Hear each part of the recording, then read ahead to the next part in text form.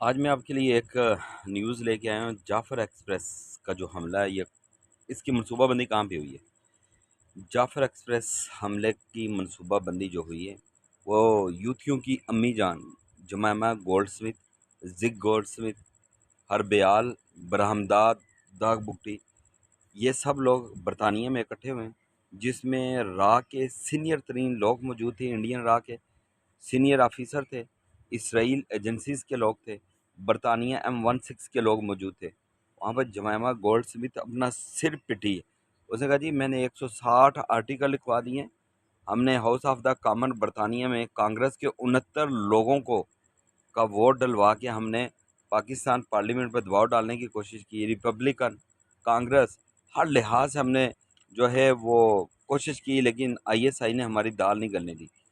لہٰذا Jemima Goldsmith Smith نے یہ کہا کہ میں یہ تمام پیسے دینے کو تیار ہوں، اور اس میں ٹیکنیکل جو ہے وہ سپورٹ انڈیا کرے گا۔ یہ وہاں پر طے پا چکا کہ انہوں نے کہا کہ وہاں پہ ہم جعفر ایکسپریس کو روکیں گے، یرغمال بنائیں گے، اور اس کو ہم لنگر آن کریں گے کم از کم 7 دنوں تک، اور ہمارا پہلا مطالبہ ہوگا عمران خان کو چھڑوانا، تحریک انتشار کے بانی کو وہاں سے ہم نے رہا کروانا ہے۔ لو جی، جب جعفر ایکسپریس کو اغوا کر لیا گیا، اس پہ حملہ ہوا، ISI مارخور آپ کی آرمی جن کو سیلوٹ کرنے کو جی چاہتا ہے، یہ مارخور پہاڑوں میں پہنچی، انہوں نے اسرائیل، برطانیہ، انڈیا اور جمائمہ گولڈ سمتھ کے تمام پلان پر پانی پھیرا، بیڑا غرق کر کے رکھ دیا، انہوں نے ہر چیز کو اڑا کے رکھ دیا۔ یہ جو لوگ بلوچستان آپریشن پہ یا KP کے آپریشن پہ رو رہے تھے نا، پیٹ رہے تھے، آپ جانتے ہیں 2024 میں بہت بڑی نیوز دے رہا ہوں، 2024 میں کتنے آپریشن کیے ہیں آرمی نے؟ 59,000 آپریشن کیے ہیں ان باغیوں کے، ان غداروں کے خلاف، ان دہشت گردوں کے خلاف۔ اور آپ جانتے ہیں اس میں کتنے لوگوں کی شہادت ہوئی ہے؟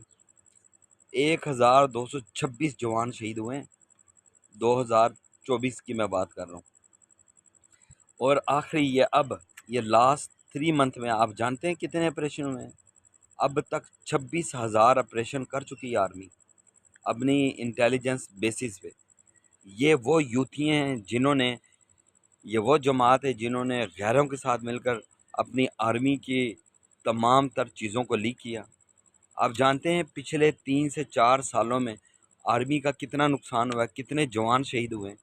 یہ اٹھتے ہیں آرمی پہ بھونکتے ہیں اور ڈالر کما رہے ہیں، ان کو بھونکنے کے بھی پیسے مل رہے ہیں آرمی پہ۔ کارگل، سیاچن، 65 71 کے شہداء سے زیادہ شہداء کی تعداد ہے آرمی کے آفیسرز اور جوانوں کی، صرف ان غداروں کی وجہ سے۔ اور یہ وہ لوگ تھے جو مہرنگ بلوچ کو اپنی بہن کہتے تھے، تو میں پنجابی چ کہنے لگا تھوڑی بہن نو یان لگے نا، تم دیکھو تمہارے ساتھ ہونے کیا لگا ہے بلوچستان میں، تمہاری روح تک کام جائے گی جو انہوں نے غاروں سے نکال کے ان غداروں کا حشر کرنا ہے۔